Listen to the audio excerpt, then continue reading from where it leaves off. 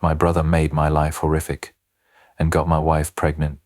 Now he needs my help after our parents rejected him and gave me their $2 million inheritance growing up.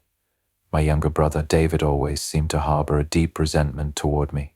At first glance, one might assume it stemmed from jealousy, but that couldn't be further from the truth. David was the favored child, the golden boy of our family.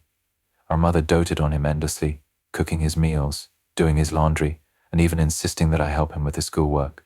Meanwhile, I was expected to fend for myself, receiving little to no acknowledgement for my efforts. I didn't resent this dynamic at first. I was naturally independent and didn't rely on anyone for much, which perhaps made it easy for everyone, including David, to take advantage of me. Whenever he needed help, I was there for him, but the favor was never returned. David only approached me when he wanted something, and our relationship quickly became one-sided.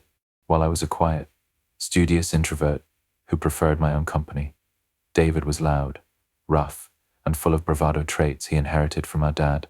My straightforward and honest nature didn't win me many points with my mother either. I suspect she perceived me as harsh or unkind. In contrast, David's charming and mischievous personality made him the family's darling. I didn't mind this favoritism during our younger years, but as we grew older, David's behavior took a darker turn. He started bullying and mocking me for being different. He'd tease me about my height, my glasses, or anything else he could find. He invaded my privacy, sneaking into my room to read my diary, and then tattling to our mom about what I'd written. When I confronted him or complained to our parents, they dismissed it, laughing it off as harmless sibling antics. David's pranks were cruel and sometimes dangerous.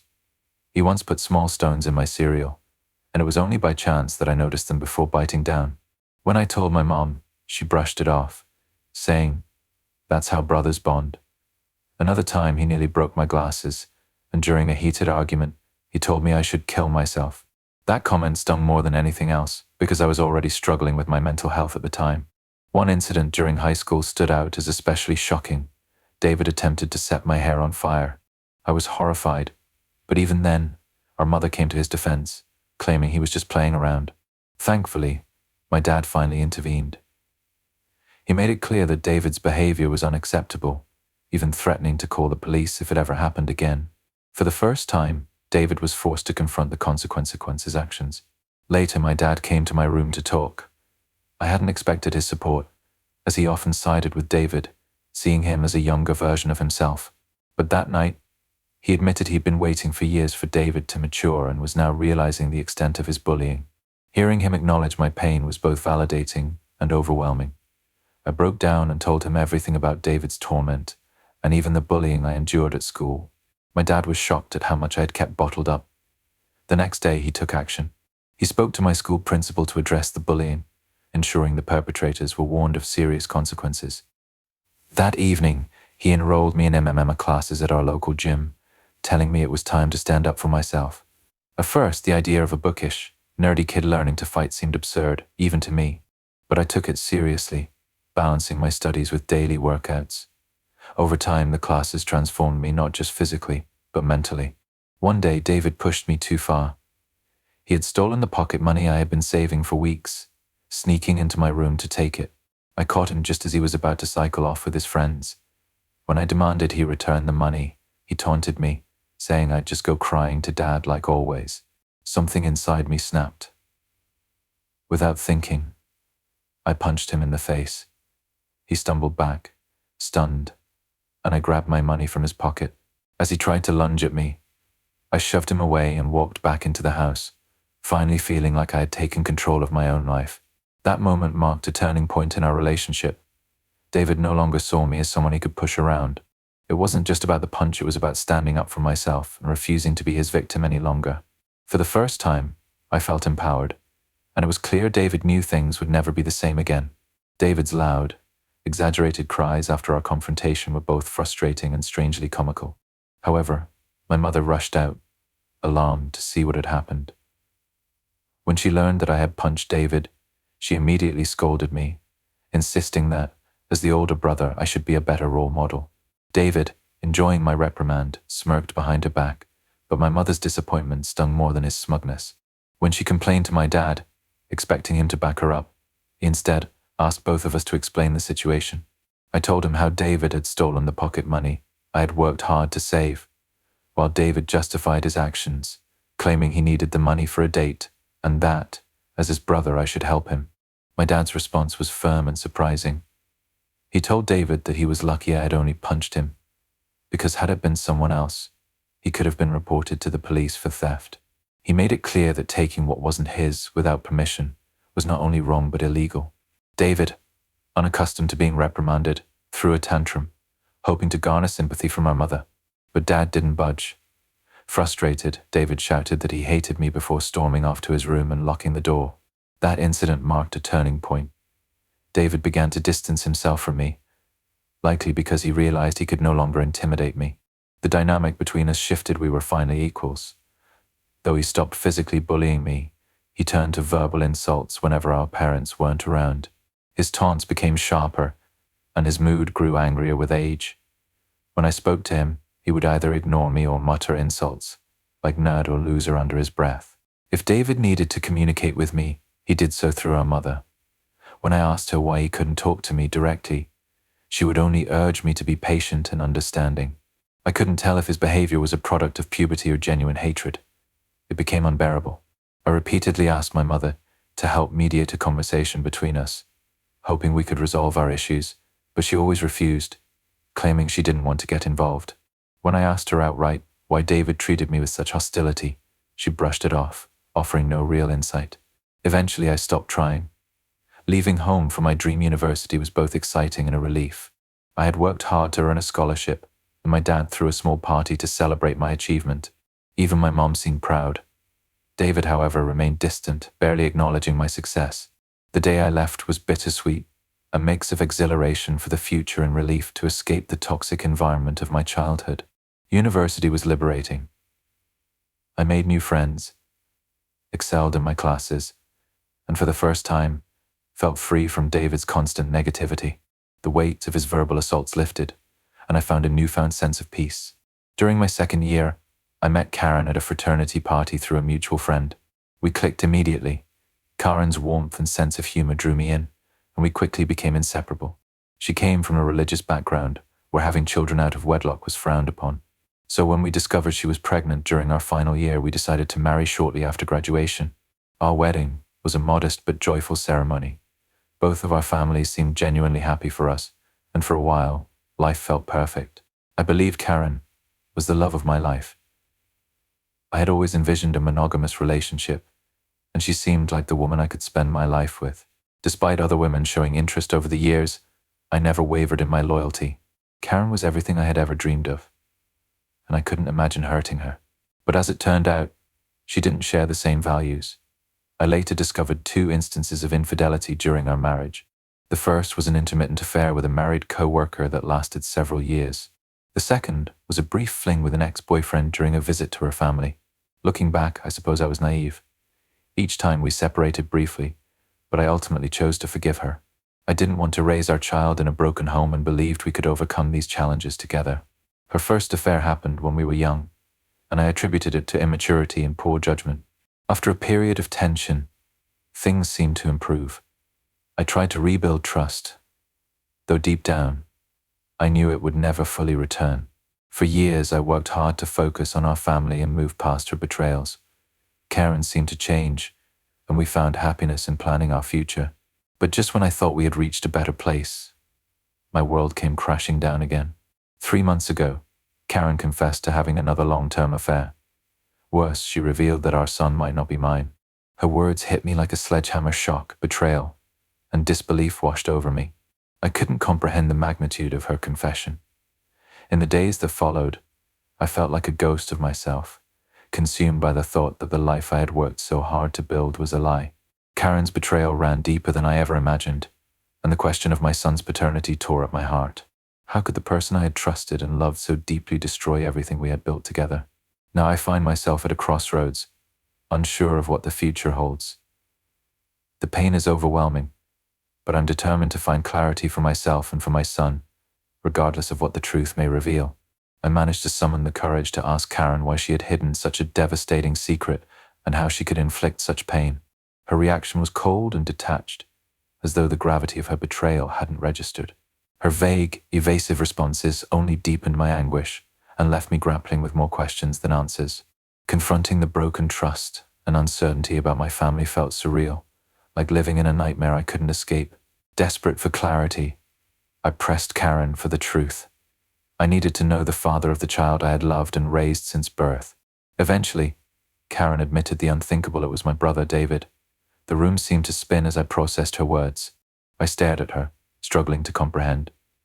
Karen explained how it happened. It all began when I introduced her to my family during a holiday visit. She stayed with us from Thanksgiving to New Year's, and while David was usually cold toward me, he was unexpectedly warm and polite to her. At the time, I was glad. I didn't want Karen to feel unwelcome. Karen, eager to be accepted into the family, spent a lot of time with my mother, learning about our dynamics. She quickly noticed the tension between David and me and asked me about it. Trusting her, I opened up about our strained relationship and explained how unlikely it was that we'd ever reconcile. Karen sympathized but decided to take matters into her own hands, hoping to mend the rift. She began including David in our plans, inviting him to join us for outings or movie nights. I remember her encouraging him to pick the movies we watched, and even playing video games with him, but I never thought much of it. Karen later revealed that during this time, David had confided in her about his struggles after a recent breakup. Feeling vulnerable, he grew closer to her, and their friendship took a dangerous turn. Karen admitted that David would flirt with her when I wasn't around, and eventually things escalated. Hearing this made me sick to my stomach. She confessed that their affair began when she gave in to temptation.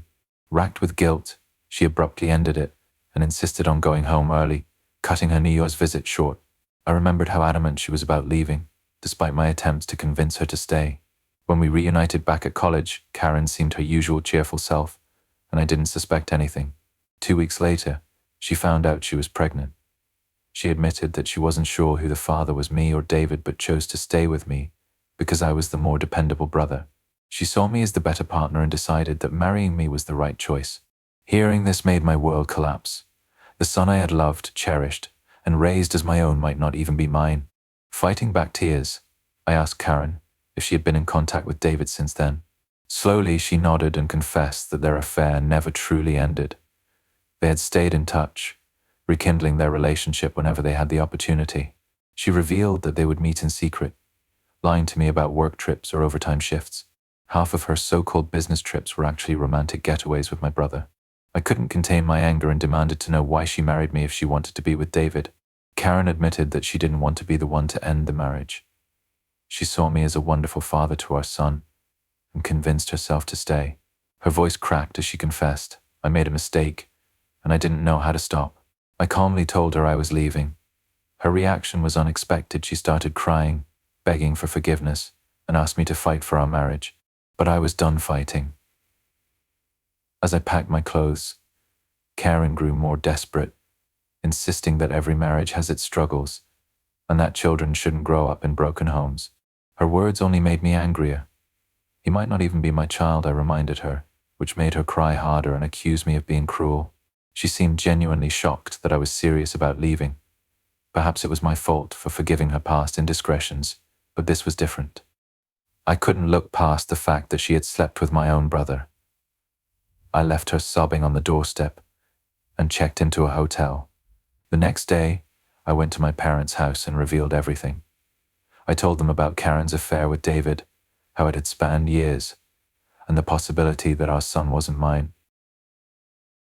My mother, true to form, immediately leapt to David's defense. He would never do such a thing to his own brother, she insisted, refusing to believe the truth. Determined to expose him, I asked my parents to stay quiet while I called David. I needed him to think it was a private conversation, so he wouldn't have time to come up with excuses. When he answered the phone, I launched into my questions. "Did you have an affair with Karen?" I asked bluntly. There was silence on the other end, followed by a nervous laugh. "What are you talking about?" he replied, feigning innocence. But I didn't back down. "Don't lie to me, David. She told me everything. You've been sneaking around with her for years, haven't you?" The tension in the room was palpable as my parents listened intently. After a long pause, David finally admitted it. His voice was low and filled with shame as he confirmed everything Karen had told me. My mother gasped, her denial shattered, while my father looked furious and heartbroken. At that moment, I realized how deeply my brother had betrayed me, not just as a sibling, but as a human being. My world had crumbled. But one thing was clear: I would no longer allow them to destroy my peace. It was time to rebuild my life without the weight of their betrayals. When David answered the phone, I confronted him about the affair. At first, he vehemently denied everything, refusing to take any responsibility. However, when I told him Karen had confessed to the entire betrayal, his tone changed. Instead of admitting fault, he began blaming her, calling her characterless and accusing her of seducing him. "It's not my fault if women are attracted to me," he said arrogantly. "I'm the better-looking brother after all." His audacity stunned me. Furious but composed, I told him I would expose his actions to everyone. David laughed mockingly, his arrogance on full display. "No one will believe you," he sneered. "I'm the golden child." His smugness only fueled my resolve. "Thanks for confirming everything," I replied, knowing my parents were silently listening to every word. David's confidence wavered, and he began stammering, desperately trying to explain himself and salvage his image. My mother, still in shock, finally spoke.